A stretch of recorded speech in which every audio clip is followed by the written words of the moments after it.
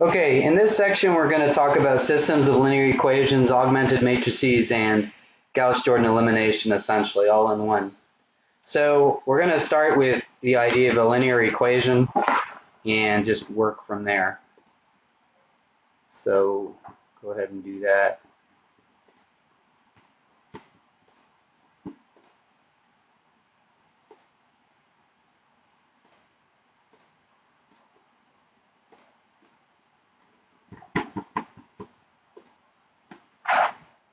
So when we're talking about a linear equation, briefly, I mean, we're used to way back when we talk about y equals mx plus b.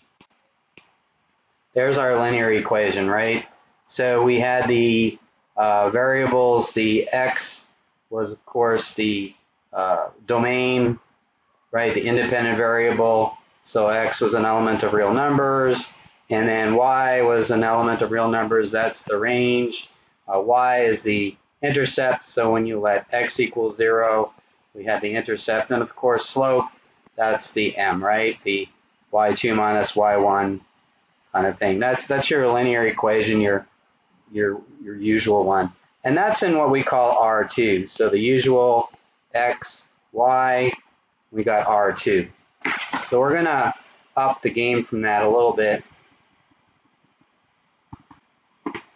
Put that down here.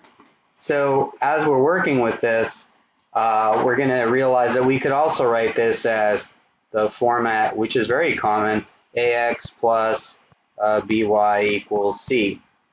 Okay, but that's got its limitation because as soon as we get into R3, which is totally possible, so if I start talking about x, y, and z, I'm going to need something that's a little more than that, so maybe ax plus by plus cz equals to d. We're going to see we're going to run out of letters real soon. It's just too many letters, too much going on at the same time. So what we're going to need to do here is we're going to need to introduce a slightly different notation. So there's a couple of these and we're going to play amongst them, but basically when we talk just the linear equation, when we start over again, we're going to talk about a1 x1 plus a2 x2 equals to b. We'll call it b1 maybe, something like that. So now we've got a way of going from one to another with our variables, so we can easily scale this up. We can talk about, you know, a1, x1, a2, x2, a3, x3, and we can keep going, and this would still be b1. So that way we can get any kind of this one here is in R3, but this one, if we added xan, xn, that would be in Rn. So one of the things we'll do often in this class in linear algebra is we're going to do R2, then move to R3, and then quickly go into Rn. We're very quickly going to want to run this up pretty quickly and increase the amount of stuff that we're doing here.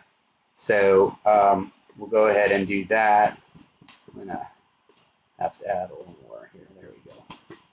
So that's one of the things that we're going to play with. So here we're going to talk about, and by linear then, let's go back to linear. All of these in linear, what we mean for a linear equation, we mean that the x and the y are of degree 1. Okay? Now, it's possible later on we'll deal with nonlinear equations, and that's perfectly fine. But for the moment, we're just going to do with linear ones. It's going to be fun enough. So we can see that the R3, this one is still a linear equation, ax plus by plus cz equals d in R3. And it's linear because of all of the variables are of degree 1. There's none in degree 2. And the same thing for linear in Rn. These are variables x1, x2, x3, xn in degree 1. Now, bilinear though, okay, we're going to have to kind of drop the idea that these might be necessarily lines, okay, because this one, for example, ax plus by plus cz equals d, that's not a line in 3 space. So we'd be careful about this idea that linear is not always the same as line. Okay, so that's going to be kind of the first, I guess, more exactitude that we talk about linear equations versus line equations. So that's going to be one of the deals we have to deal with. So we're going to talk about linear equations, and now we're going to talk about a system of linear equations. So a system of linear equations, we've already dealt with that before. We might have a system of linear equations that is familiar to us. Let me try to pull one up here. Anything like, I don't know, just be random here, 3x plus 4y equals to 12, and then 2x plus 6y equals to, let's say, 18 or something. That's a system of linear equations, and by a system, we mean that there's more than one. And sometimes we would number these, so we'd say this is equation 1, this is equation 2. So there's kind of a system of equations, 2 equations, 2 unknowns. And when we play with this system, we can actually talk about the system having, a meaningful thing. So they might have an intersection, right? So if we graph these 2 lines in R2, they might have this kind of relationship where they intersect to give a point. One of the things you can do, and I'm going to go and flip over to our textbook here, is I'm going to go online to our linear textbook. This is actually in our e-textbook. So if I go to My Math Lab and go in our e-textbooks, I can do interactive textbook, which is what I just did. So here's our interactive textbook, and go into the chapter on linear equations, which is really nice. I can go down in here and go to introduction. And in our textbook, we can see there's an example for, right here is a nice little example. I'll make this a little bigger so you can see it here. Here's an example, and they've written it in x1 minus 2x2 minus 1 minus x1 plus 3x2 equals 3. I'm going to make that even larger just to make sure you can read it. There we go. That's definitely legible. So we can actually take a look at that and see one solution here, x1 graphed against x2, and we can actually almost see visually the solution is 3, 2, I should say, and we can verify it by putting those values into the 2 equations. Okay, so we can get this kind of idea, and here is 2 equations, and we can talk about here's exactly one solution. And you can see the solution is right here, 0, 2, I should say. So if I put 0, 2, that'll give me a solution for both. Now I can actually do many solutions. When I do many solutions, that would be when one line is actually on top of the other line. We actually call this collinear.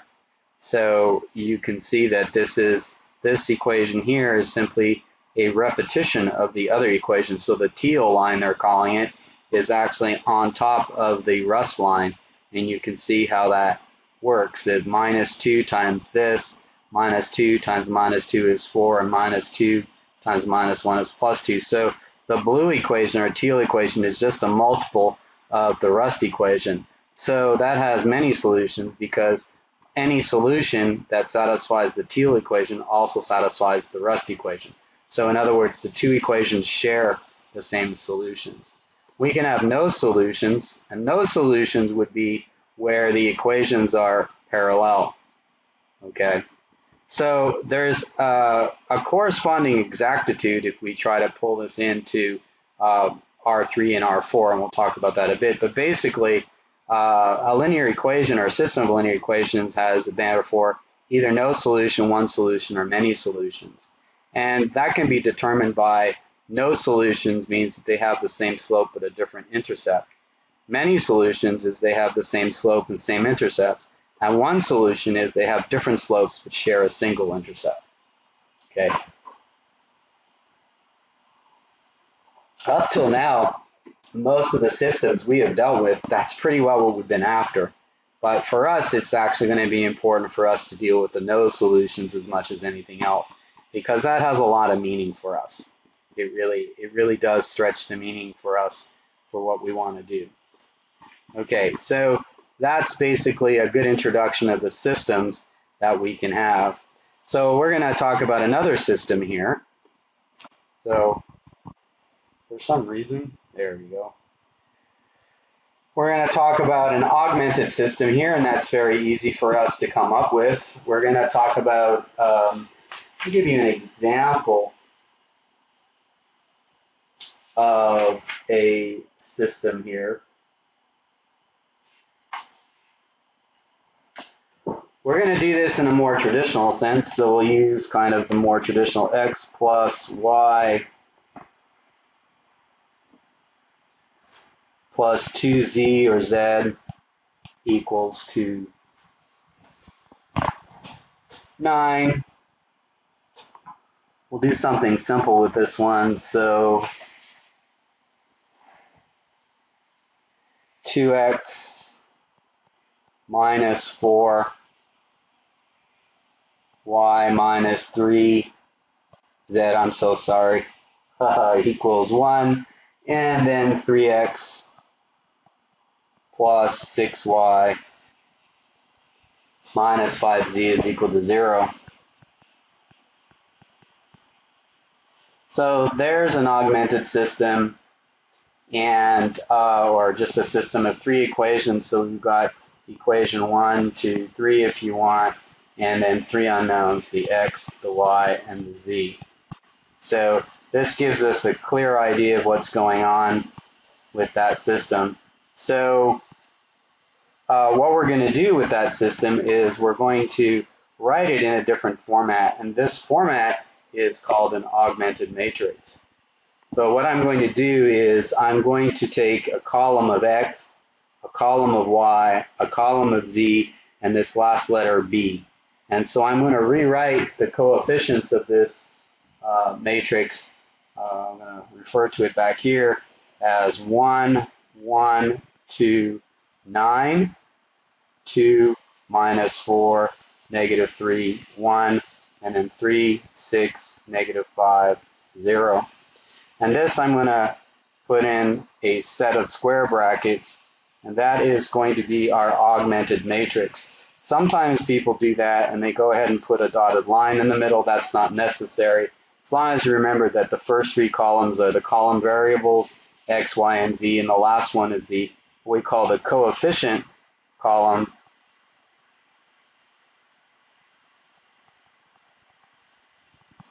Over here to that column back there. So that is a nice way of writing it, and that's going to allow us to do what we want, which is essentially what we're going to call a Gauss-Jordan elimination, which I'm going to show you right now. So what we're going to do is we're going to assume that these are, this is a representation of the system, and we're going to recall these across things, the rows, and then the top going top to bottom, these are our columns. So we have rows and columns, and in this case, if you notice, we're going to call this a 3 by 4 matrix. That's just the way we name them. We name them always row by column, like RC. I like to remember it, RC, remote control, rows, columns. So we're going to keep that in mind. This has 3 rows and 4 columns. Okay. Now, when we look at this matrix and we think of what we can do and what we do to solve, if we were to solve this with a 2 by 2, so 2 rows, 3 columns, you know, x, y kind of thing, our more typical system like this one, we might have, you know, done elimination, you know, taken one row and multiple one row and added to another, that sort of thing. And that's kind of what we're going to do using Gauss-Jordan. And we're going to use what basically row operations. So a couple of our row operations are pretty simple. The simplest row operation that I'm going to involve is if we have a row of zeros, or any row, we can move any row anywhere else. So we can move rows, or sometimes we call that interchange rows. So anytime I want to call row 1, row 2, and move them around, I can. What we're also going to do is I can always multiply a row by any value. So I can do that. More particularly, I could divide or multiply any row by any value. So I'll say I can do that. So I can multiply a row by a constant. Sometimes that's just multiplying by -1. I could, that means I could divide any row by any constant. More fancy thing that I can do is I can take one row and I can subtract a multiple of another one from it. So I can take one row, I could add or subtract a multiple of one row to another.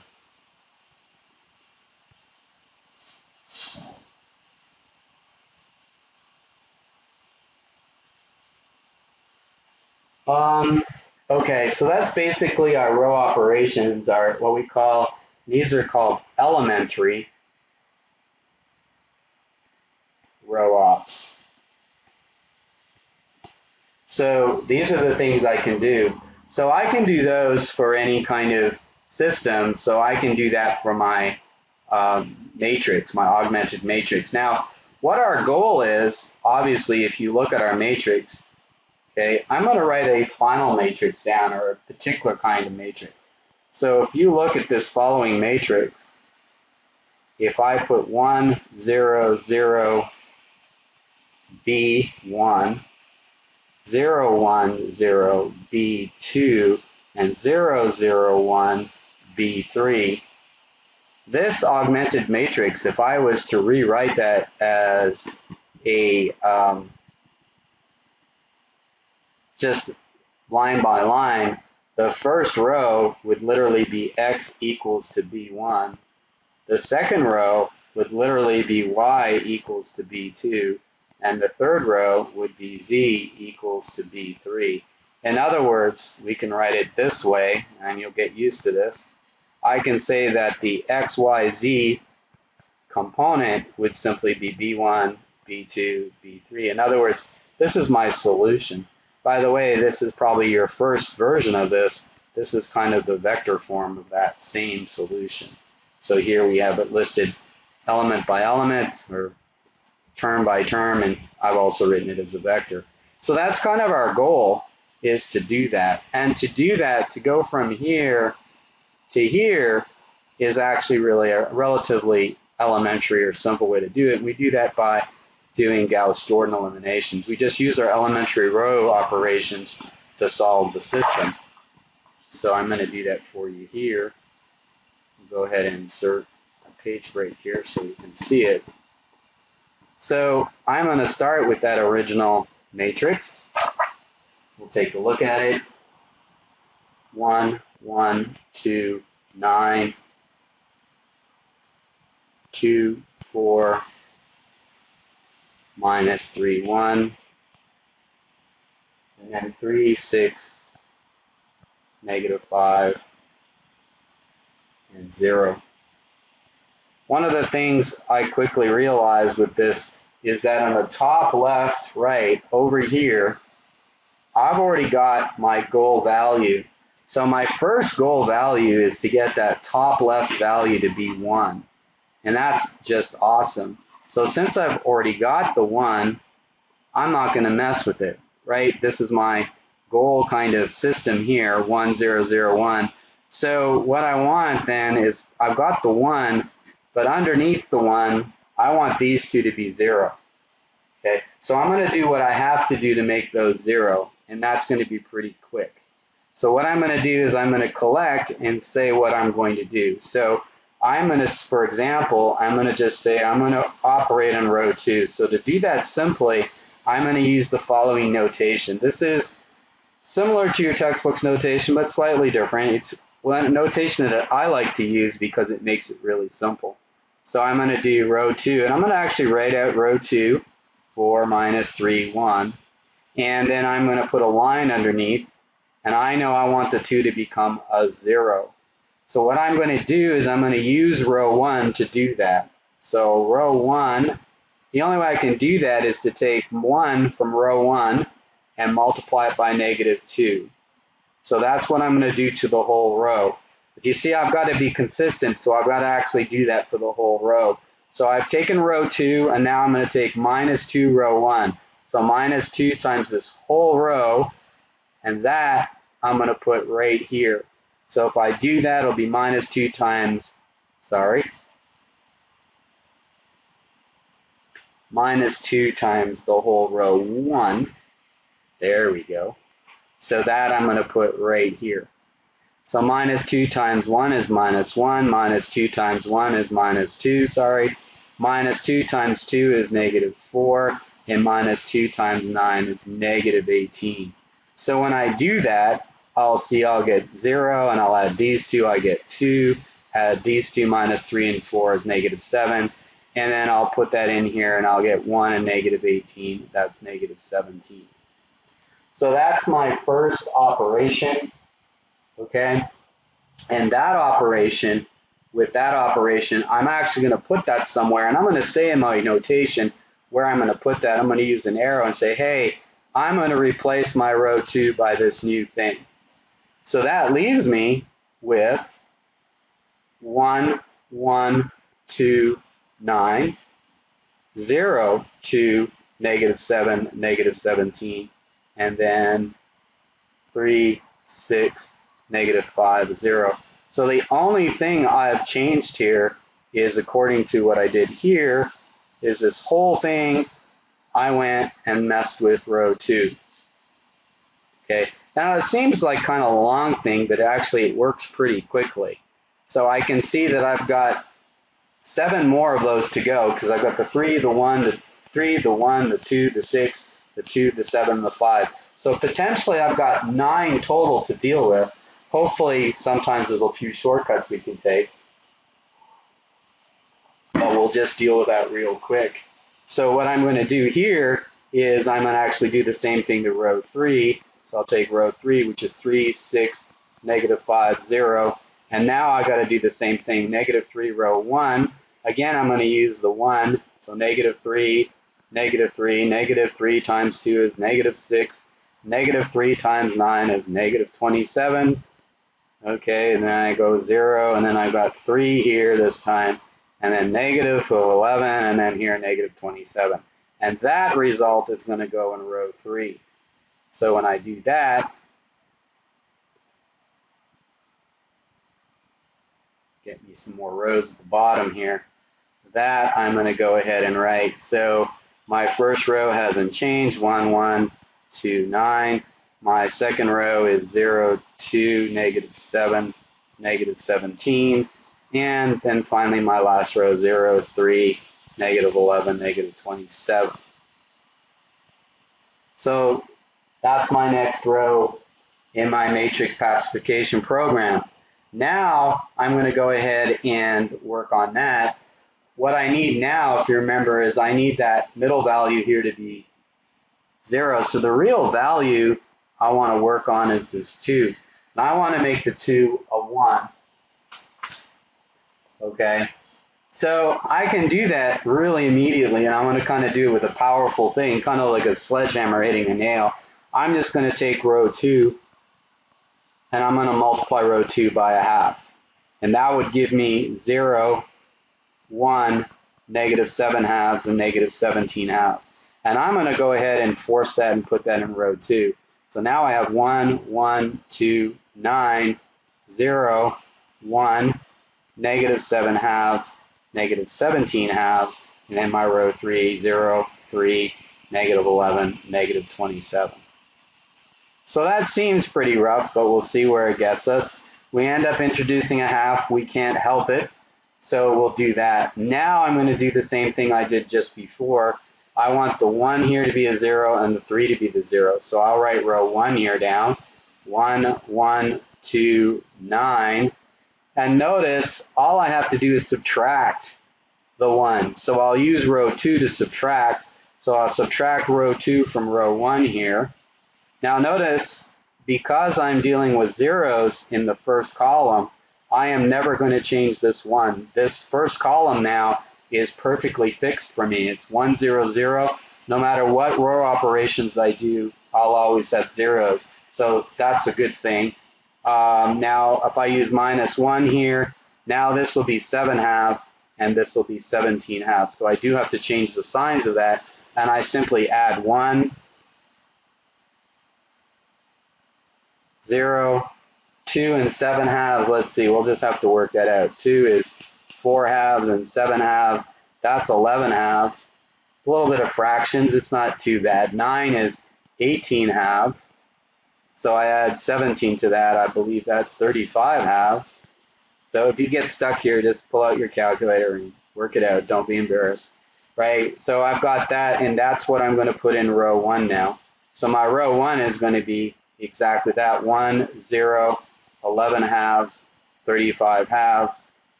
And then my row 2 is going to be 0, 1, negative 7 halves, negative 17 halves, and my 3 is going to be 0, 3, minus 11, minus 27. So this maneuver has given me a nice matrix that I can deal with. Put this down here.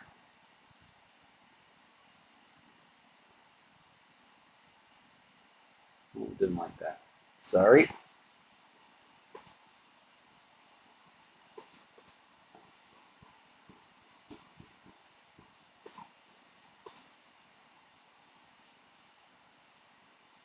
There we go. So we'll do that, and that's what I got now. So sometimes it's not worth it. There we go. Sorry, going all over the place. There we go. So I got to do the last row there as well. If I do that, that would be row 3. So I'll take row 3 here, which is 0, 3, negative 11, negative 27. I've got to do the same thing. I've got to take row 2 and subtract from that. But this time I'm going to have to use, well, I'm going to have to use 3 row 2. If I do that, it'll be 3 row 2 minus row 3. So row 2 times negative 3 is negative 3 here. That's going to check. Negative 3 times 7 is going to be 21 halves. And then negative 3 times 17 is going to be what? 41. Let's make sure. 21, 3, 51. Thank you. 51 halves here. And then to do that, I am going to have to add that up a little bit there. I do 0, 0, and now I have 11, which is 22 halves. So I have 21 halves. That's not so bad because that's 22. That gives me negative a half there. Then over here, I have 27. I need that in halves, so that'll be what, 54 halves, negative with 51 halves. That's actually going to be negative 3 halves. And that's actually not going to be so bad if we put that in. If you notice, that's going to be my new row 3. So we'll go ahead and put that in there for row 3. So row 3 would be 0, 0, negative a half, negative 3 halves. Let's see, what was row 2? Was 0, 1, 7 halves, 17 halves. 0, 1, negative 7 halves, negative 17 halves. And then finally, row 1 was 0, 1, 0, 11 halves, 35 halves. 1, 0, 11 halves, 35 halves. So there's our kind of rough augmented matrix. But if you notice, we've got a kind of a solution already. If you look in row 3, if I actually take row 3, by the way, that should be a half, not a third. If I take row 3 and I multiply row 3 by negative 2 and put that answer in row 3, I can actually rewrite this 1, 0, 11 halves, 35 halves.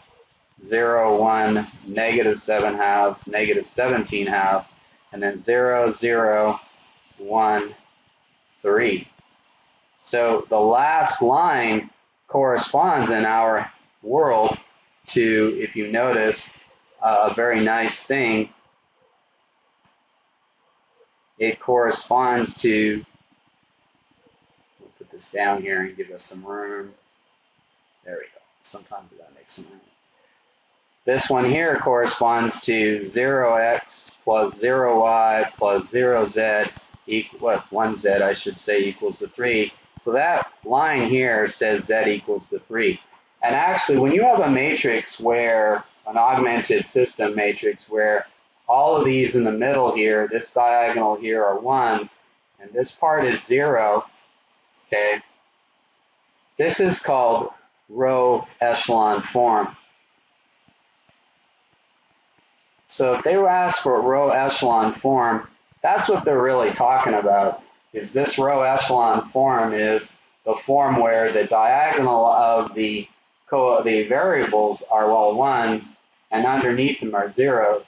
And with row echelon form, I could technically replace z in this solution and then take this value, put it in the next level, and you could solve out for the next level and then take those two values in the first line or row and do that there. So I could go to the final solution with row echelon form, but it's not very elegant, and also it's a lot of effort to do all that substitution. So I'm going to go ahead and continue.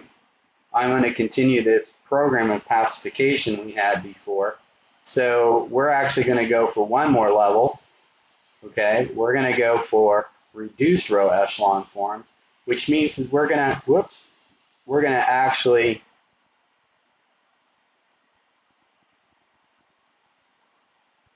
sorry, you erased too much there. There we go.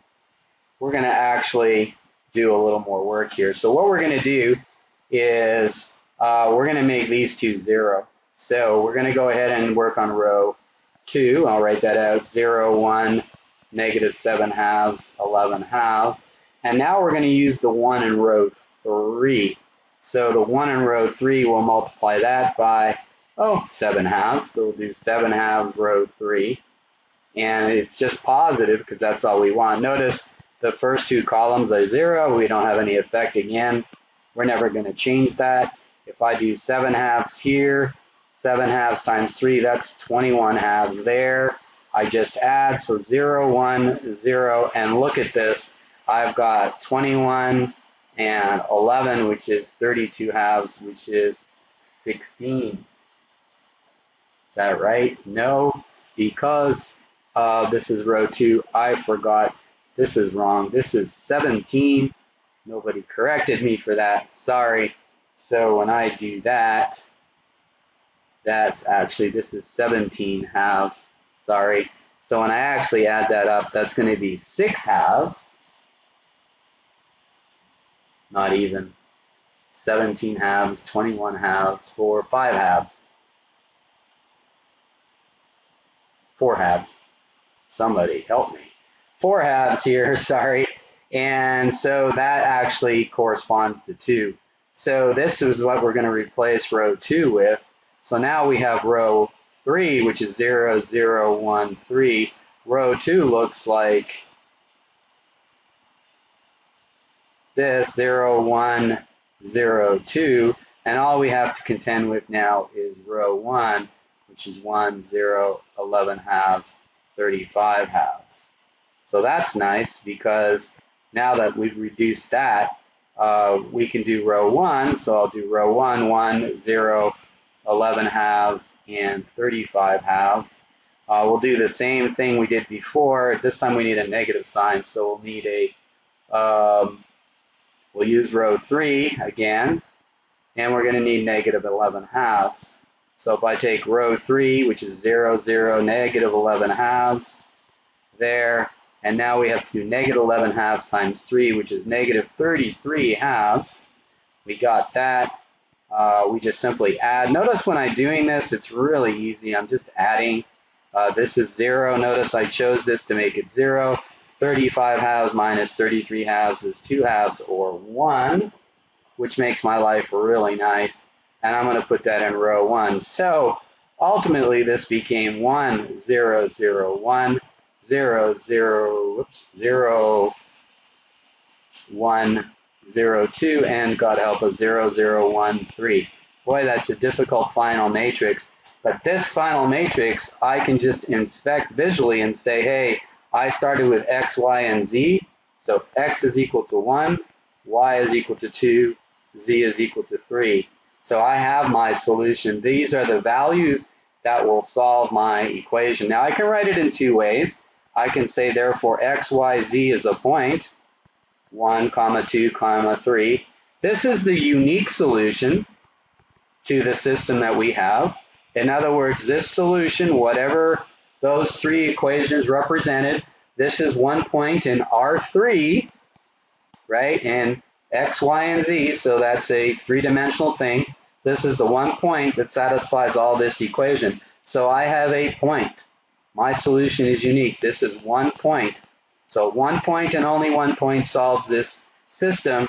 Another way of writing this, though, is we might write it vertically in this kind of notation here. And this is more towards what we're going for. We're kind of floating this as a kind of solution vector. And often we'll write this as the vector x generally as the solution. So you'll see that a lot as we go through a column vector actually in the way we're doing that. So this is a unique solution. What we actually had here, if we talk about what kind of system we actually started with, is this system is actually a system of three planes in three dimensions. Because that's what this kind of equation actually describes. This xyz, 3x plus 6y minus 5z equals 0. This is one plane. That was the second plane. So these are actually three planes, three sheets, that if you draw them somehow in three dimensions, they all intersect at one point. And that point in this case is really that beautiful point we got, which was 1, 2, 3. Now, it is entirely possible that if we were to come and do this, that uniqueness obviously is really kind of cooked up. It's probably more likely if you randomly chose three planes in free space that you would get something that wouldn't be unique, that it would be some kind of unusual thing, and quite possibly that they wouldn't intersect at all, that you would have no solution.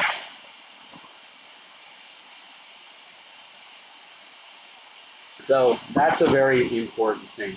So that's a good simple skill, and we'll stop there and we'll work to the next.